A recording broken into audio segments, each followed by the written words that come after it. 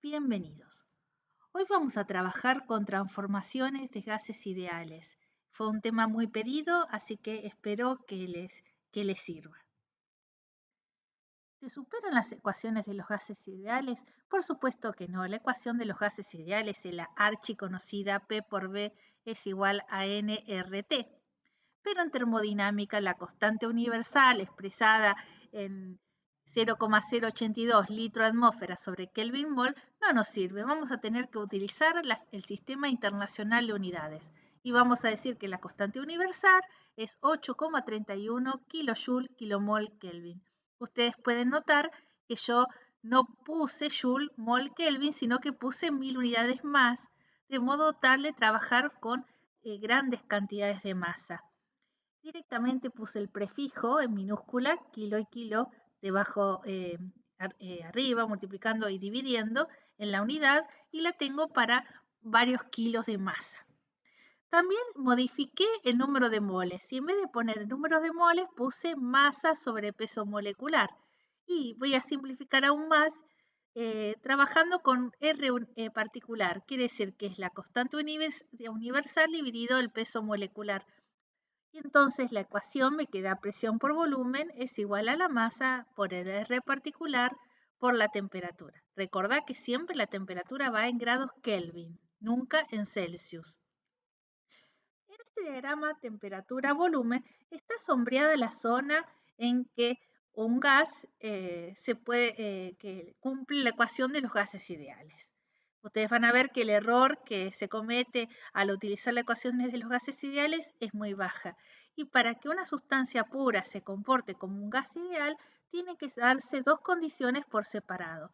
Una, que la temperatura sea superior a la temperatura crítica. Y la otra, que la presión tiende a cero, o sea, la presión muy baja. Las palabras gas y vapor a menudo se utilizan como sinónimos y comúnmente a la fase de vapor de una sustancia se le llama gas cuando su temperatura es más alta que la temperatura crítica. Y vapor normalmente implica un gas que no se encuentra muy alejado del estado de condensación. Y simplemente cuando una sustancia se enfría a presión constante, como es en este caso, pasa por un proceso de condensación para el vapor. Y en caso del, del gas, el proceso de condensación no se puede llevar a cabo porque estoy por arriba de la temperatura crítica. Entonces vamos a nuestro tema de hoy, que son las transformaciones. Bueno, ustedes pueden ver en esta tabla que lo primero que tenemos es un título. En el título dice Análisis de transformaciones reversibles o cuasiestáticas gases perfectos.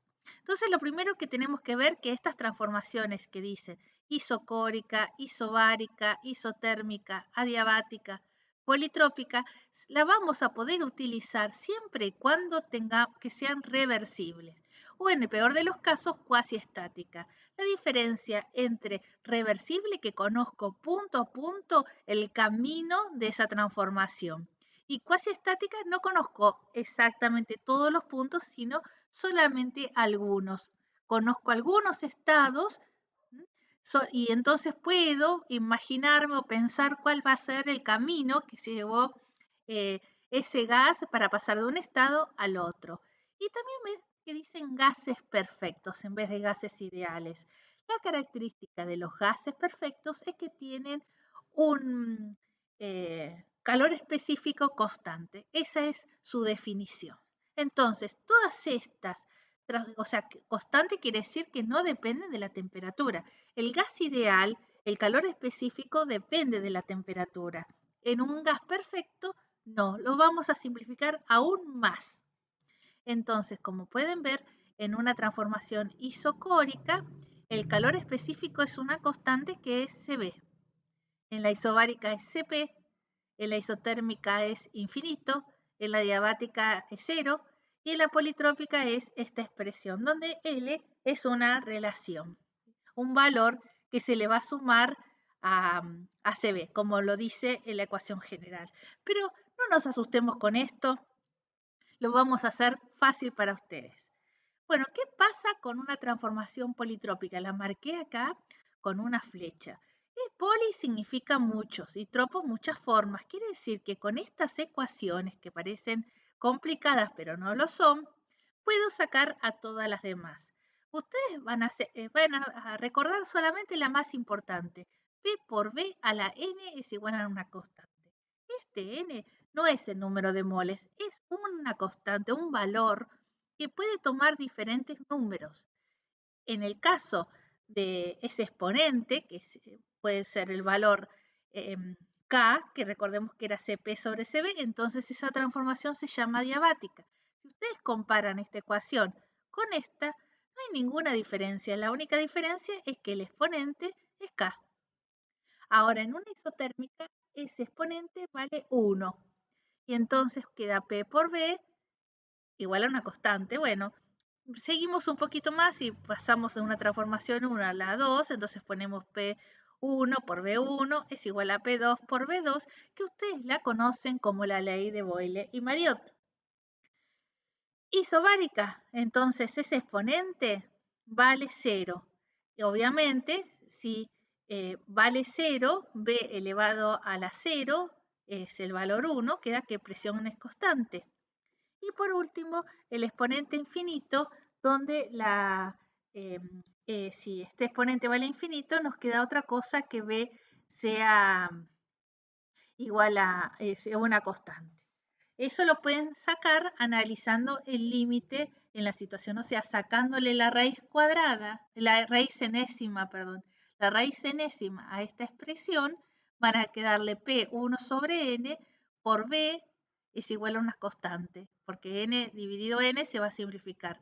Y como lo llevan el límite cuando N tiende a, a infinito, reemplazando por el valor infinito, ustedes van a ver que no les queda otra que B sea una constante. O sea que esta politrópica nos dice todas las otras expresiones. Bueno, entonces vamos a ver en un diagrama presión-volumen estos exponentes, presión-volumen, porque justamente era P por B a la N, una constante, ¿no? Entonces voy a representar en un diagrama presión-volumen las diferentes transformaciones utilizando diferentes exponentes. El más fácil de todo es considerar que n vale 0. Entonces ahí tengo una expresión como esta, que es una expresión isobárica. Si n vale infinito, puede ser positivo o negativo, según si voy hacia arriba o hacia abajo, es isocórica. Si n vale igual a 1, tengo una transformación isotérmica. Y si n vale valor K, es una transformación adiabática que también es isoentrópica. Por eso dice S constante. En general, el tema de por qué una transformación adiabática reversible es también isoentrópica lo vamos a ver cuando estudiamos el segundo principio de la termodinámica. Ustedes pueden buscar mi video, ahí les explico con detalle por qué una transformación adiabática reversible es isoentrópica. Bueno, por ahora quedémonos con esto. Entonces, todas estas ecuaciones se pueden representar según los exponentes que nosotros usamos. O sea, podemos ir desde 0 hasta el infinito y pasamos por todas las transformaciones conocidas. Ahora bien, si quiero sacar delta U y delta H, voy a tener que utilizar la expresión correspondiente para delta U, que es mCb delta T. Siempre estoy hablando de gases perfectos o gases ideales, si quieren pensarlo así. Como son perfectos, el Cb no depende de la temperatura. Es un promedio, un valor promedio, un valor constante. Y siempre lo voy a calcular de esta forma. No importa si hago diferentes transformaciones, esta es la única forma de calcular delta U. Lo mismo que delta H. Delta H va a ser masa Cp delta T. No importa qué transformación sea, lo voy a calcular de la misma manera. Ahora bien, como aquí delta U y delta H dependen de la diferencia de temperatura, la única excepción justamente es la transformación isotérmica, donde delta T va a valer 0. Entonces delta U y delta H tienen que valer 0. Lo que quiero que quede claro, entonces, si yo voy por un camino que tiene la misma presión, o que tiene el mismo volumen, o que que es adiabático, el delta U lo voy a calcular de esta forma. No hay otra manera de calcularlo. Y lo mismo que delta H.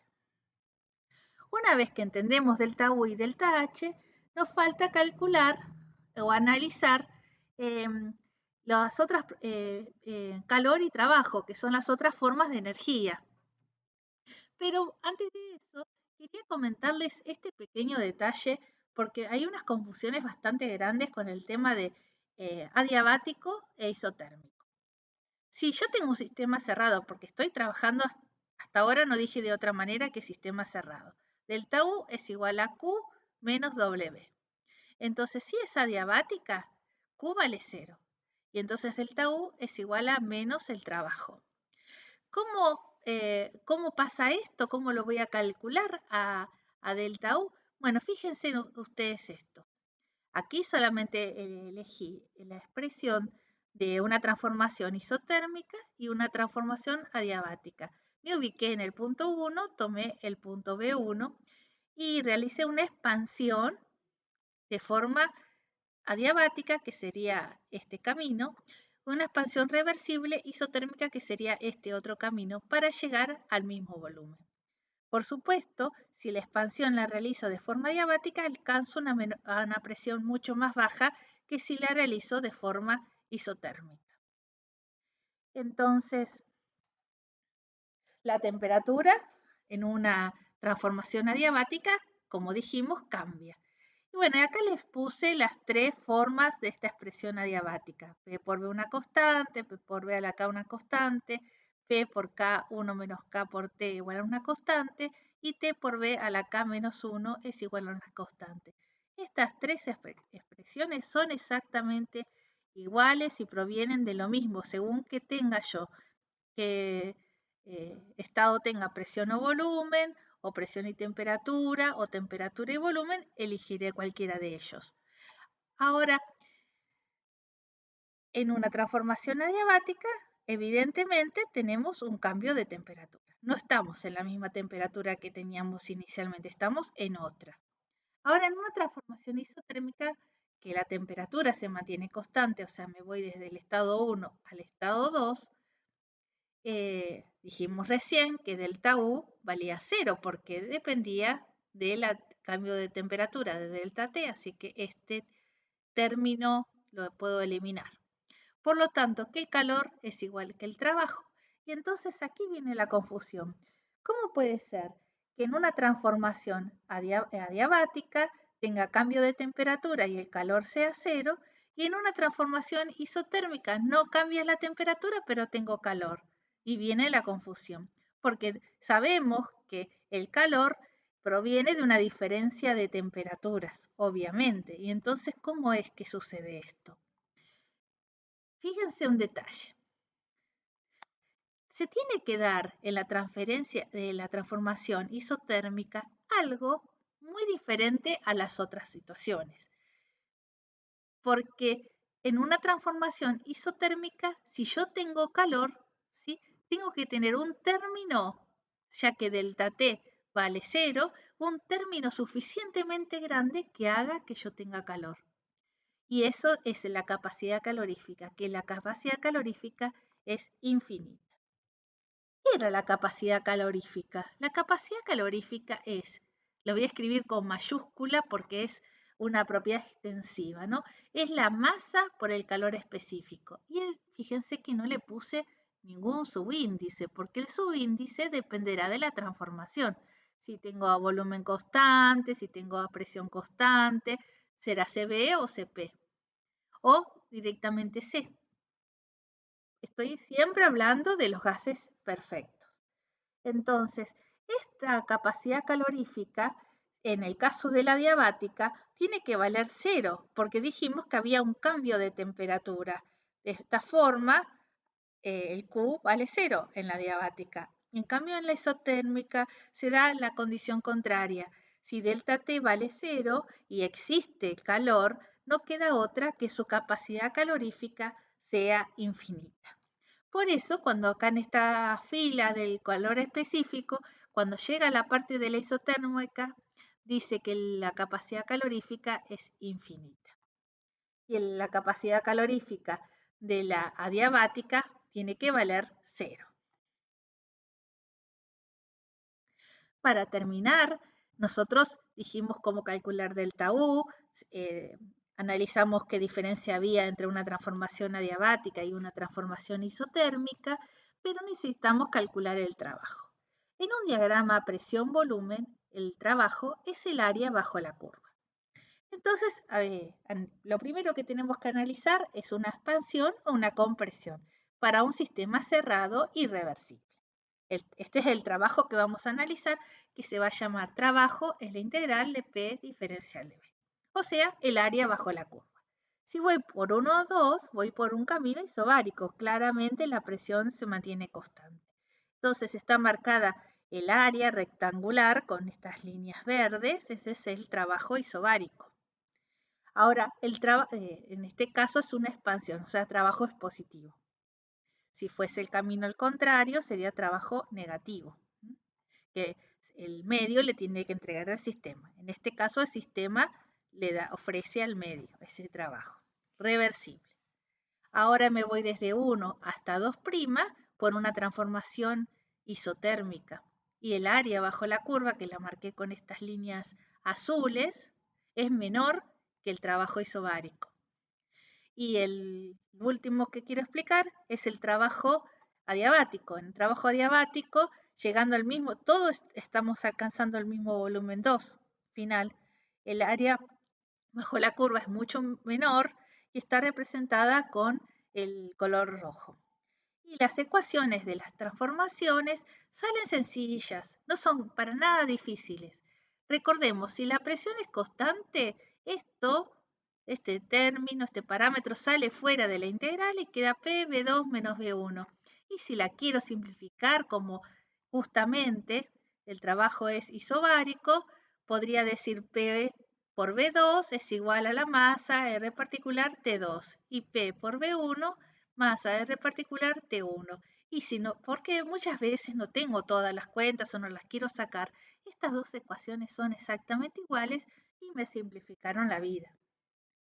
Ahora, en el trabajo isotérmico, yo tengo que integrar P diferencial de B. Y para eso voy a reemplazar P directamente por la ecuación de los gases ideales, masa R particular T sobre B. Y la integral de diferencial de B sobre B es el logaritmo. Masa R particular T, que es constante, logaritmo de B2 sobre B1 y es igual a masa R particular T, logaritmo de presión 1 sobre presión 2. Esta es una forma rápida de relacionar la ecuación de Boyle-Mariotte, porque por ahí no tengo los volúmenes y sí tengo las presiones a las que quiero alcanzar. Por último, el trabajo adiabático lo puedo sacar de varias maneras, de dos. El trabajo adiabático dijimos que era menos delta U. Entonces, como conocer las temperaturas es bastante fácil o las podría llegar a averiguar por esas ecuaciones que dije anteriormente, es masa CB T1 menos T2. O sea, le tengo que cambiarle el signo por el menos que tengo aquí adelante. Esta es la forma más fácil de sacar el trabajo adiabático y más rápida y no hay ningún inconveniente. Ahora, si yo tengo que sacar el trabajo adiabático con la integral, lo que tengo que hacer es reemplazar presión por la ecuación P por B a la K es igual a una constante, o sea que me queda constante sobre B a la K e integrar. Parece que es muy complicado, para nada difícil. Constante, déjenla como constante e integren y van a ver que van a llegar a esta expresión o otras equivalentes que no tiene sentido de que ustedes las sepan de memoria porque sencillamente con que una la conozcan o la sepan integrar, ya está resuelta. Ninguna de las ecuaciones es difícil de integrar y cualquiera lo podría hacer perfectamente. Bueno, muchas gracias por toda la atención. Deja tus comentarios y suscríbete a mi canal y cualquier cosa me dicen qué temas les gustaría revisar.